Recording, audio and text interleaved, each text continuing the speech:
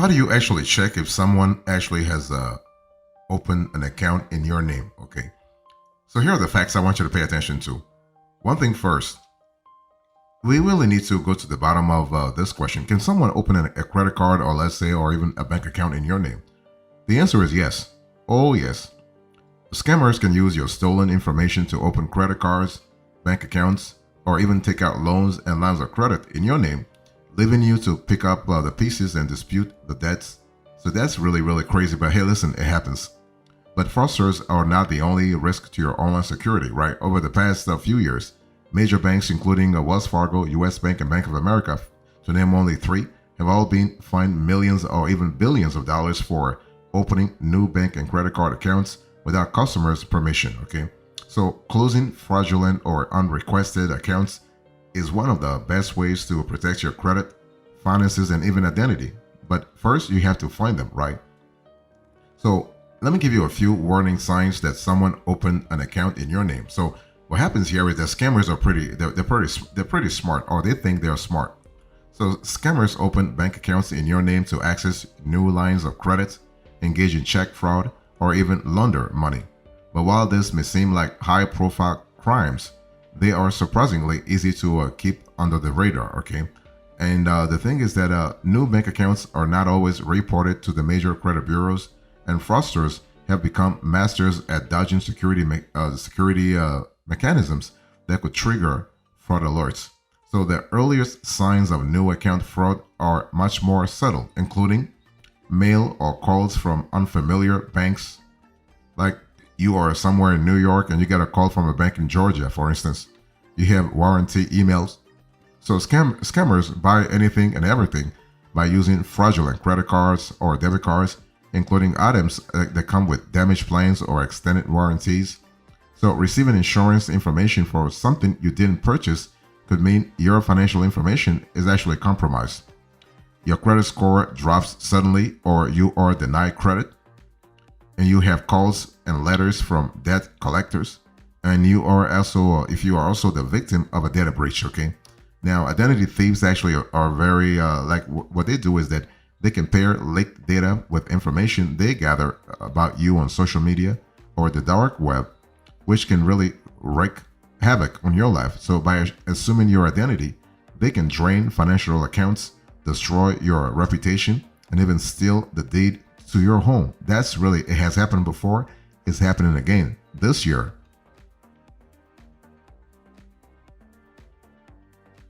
So here are the steps I want you to take. How do you check if someone has opened an account or credit account, a bank or credit account in your name? Okay. First, you want to review your credit reports from all three bureaus. This is really important. Pay attention to the reports you get from Equifax, Experian, and TransUnion. Okay.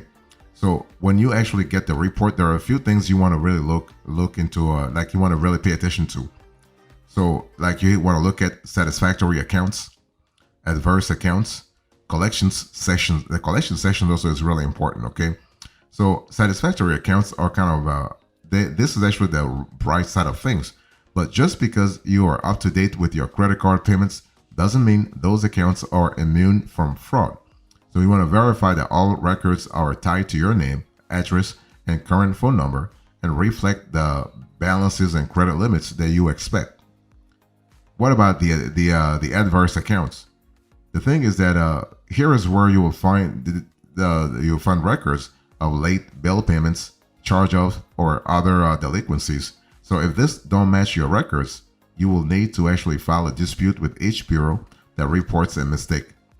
Also, you want to look at the collections section. So swindlers can accumulate debt without you knowing it. So double check that any accounts in this section are ones that you recognize or have already paid off. That can take years to settle, so be aware of that. So you want to review your check systems report for a new checking account. So besides your credit reports, review your check system report as well. Check Systems is actually a consumer reporting agency that tracks U.S. checking accounts. So normally your checking accounts have no influence on your credit score. However, newly opened checking accounts you don't recognize could be red flags indicating identity fraud. Okay, so under the Fair Credit Reporting Act, the FCRA, you can get a free copy of your consumer disclosure reports every year, which really includes any checking accounts you have applied for, open or closed, as well as your check writing history. So that's kind of cool, and you can go as granular as possible. So to request a copy of your check system report or just your regular credit report, for your regular credit report, you go to annualcreditreport.com. To request a copy of your report online on check system, go to checksystem.com. We actually have an entire video on that topic. So if you need help, just let me know.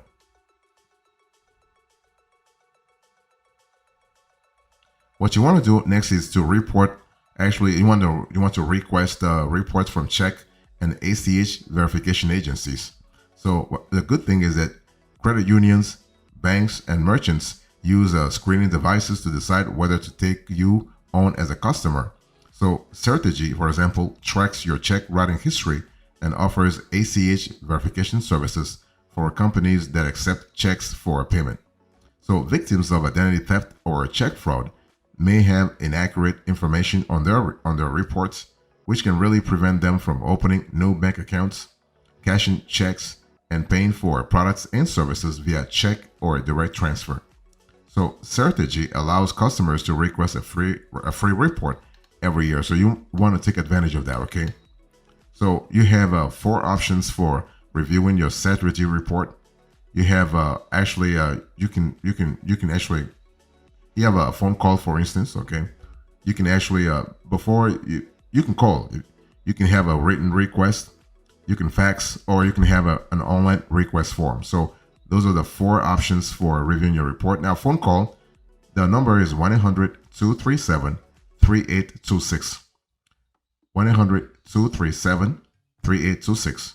For the written request, you need to download the Fact Act free annual report request form and send it to Certegy Payment Solutions, LLC, attention CFDR request, PO Box 908, Grand Junction, Colorado 81502. We'll put this on the screen so it's pretty clear to you how to really proceed. And for fax, you can also fax your request to 727-570-4936. 727-570-4936. And for online request form, use Certegy's online request form to actually receive a report within 2 weeks. Okay, so those are the 4 ways to actually contact the company. One thing for sure, you must agree that you are only obtaining information about yourself and submitting true information. So getting a consumer file disclosure report for someone else is a federal offense, and this might land you in jail. So don't do that.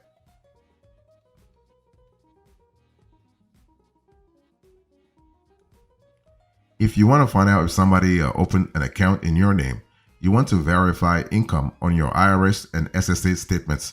SSA, Social Security Administration. Okay, so basically, it's good to actually request reports from check and ACH verification agencies, but you want to look at the cash aspect of things too, the inflow and outflow of cash. Okay, so identity thieves may use your stolen information to file fake taxes, steal your tax return, and or even falsify your income in order to take out larger loans in your name.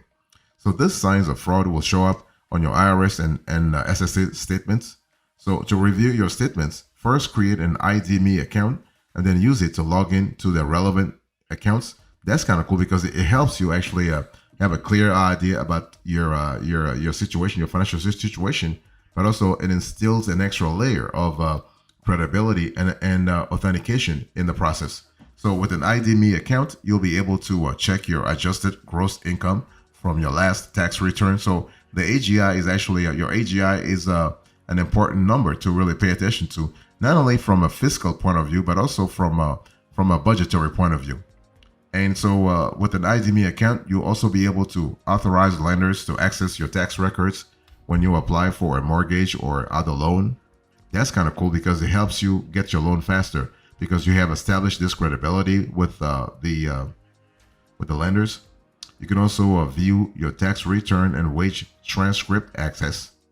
And also you can see digital copies of IRS notices. So this is why it's so important to actually create an ID.me account. Everything starts with an ID.me account. So you want to really go through the process and make sure that you are actually registered on the site so that you can really like take another step, a step closer to buttressing your financial security. One thing I want to say is that when somebody opens an account in your name, it's not just about the short-term repercussions that you should be scared about. It's the long-term ones. It's 20 years from now, 10 years from now, 30 years from now. Somebody takes a mortgage in your name. You know you have to pay for it for 30 years. You also want to monitor your bank accounts for strange transactions. So if you want to check if someone opened an account in your name, strange transactions are actually pretty like telltale signs something's fishy here. So if you haven't already, make a habit of reviewing your bank or and other personal financial accounts like insurance statements, also insurance policy statements. And so you want to do those that review regularly for suspicious transactions or withdrawals. A credit monitoring service can make the process easier, less stressful, and more efficient, that's for sure. So platforms like Norton, LifeLock, Identity Guard, Aura, and what have you, they monitor for potential errors and fraud across all your credit accounts. So this includes your credit cards, your personal loans, your personal lines of credits, okay? And also, one thing I want to say is that basically, those credit monitoring services automatically notify you of unusual dips in your credit score. So that's kind of cool because you know exactly if something is working or not. So what you want to do is if you want to really buttress your information down the line, you want to really go a little further by protecting yourself with, let's say, award-winning credit and identity security. You have a lot of tools nowadays that actually help you do that, okay? You want to really make sure that you go with a service that has a great customer service. We actually covered this on another show, by the way. So we talked about the top 10 credit monitoring devices, or not devices, applications. The top 7 identity theft protection services. So that's kind of cool in terms of restoring your credibility in the short run, but also in the long run. And also, again, don't forget that you are protecting your family too. It's not just about you. I mean, when it comes to identity theft protection, it's not a one-time thing. It's not you. You have your entire family, and you want to make sure that your kids are actually protected from anything. Okay, you know, like this is really important.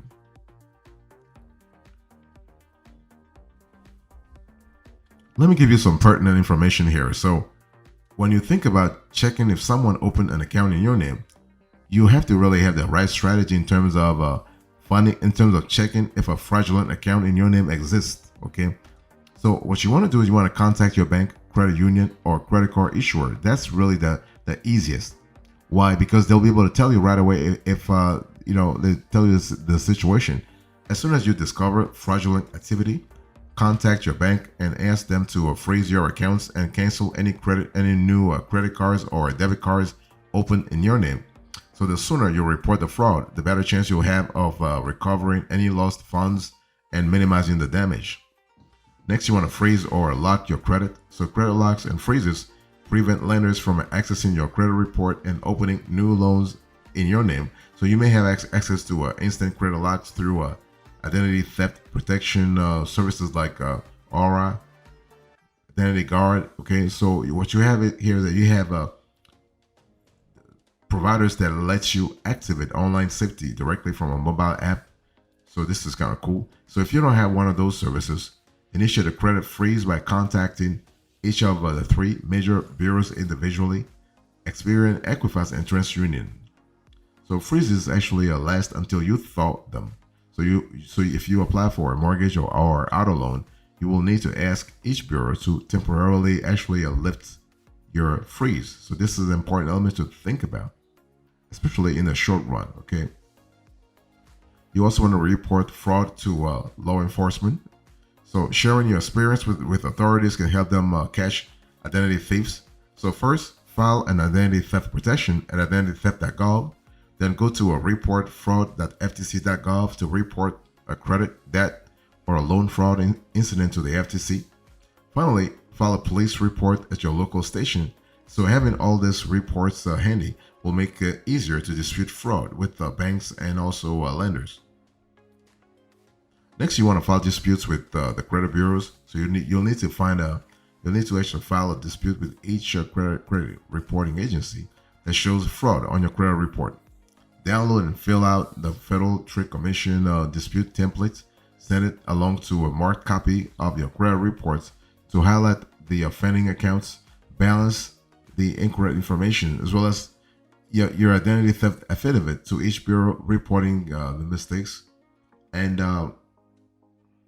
so under federal law, bureaus are required to act on your letter within 30 days. So once you send them, they have to really start activating the process to make sure that you get your answer real fast.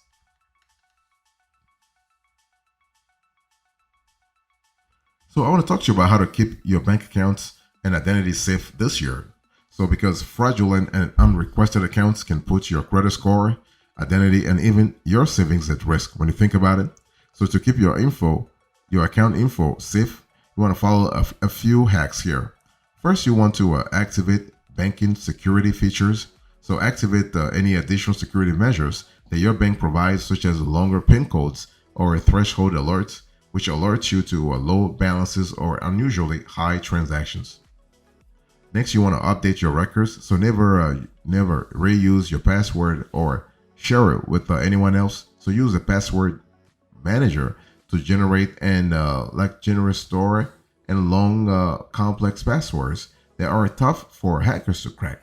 So for extra protection, enable multi-factor authentication, which requires actually a special code, fingerprint, or Face ID when logging into online accounts. So that's kind of cool. You also want to go paperless. I mean, scammers rifle through mailboxes and other containers for unopened credit card offers, bank statements, and loan updates in order to swap accounts numbers and personally identifiable information. So if you cannot opt out in paperless notification, what you want to do is you basically want to always remember to retrieve, review, and shred letters as quickly as possible. You also want to pull your credit reports regularly. So this is totally possible. Once a year, you can actually go to annualcreditreport.com to actually get your credit. It's free, by the way, to get it. You can also sign up for credit and transaction monitoring. So make sure that you are making things easier for yourself by signing up to a 3-bureau credit monitoring, and with bank account transaction alerts on identity theft protection being a very important element to think about.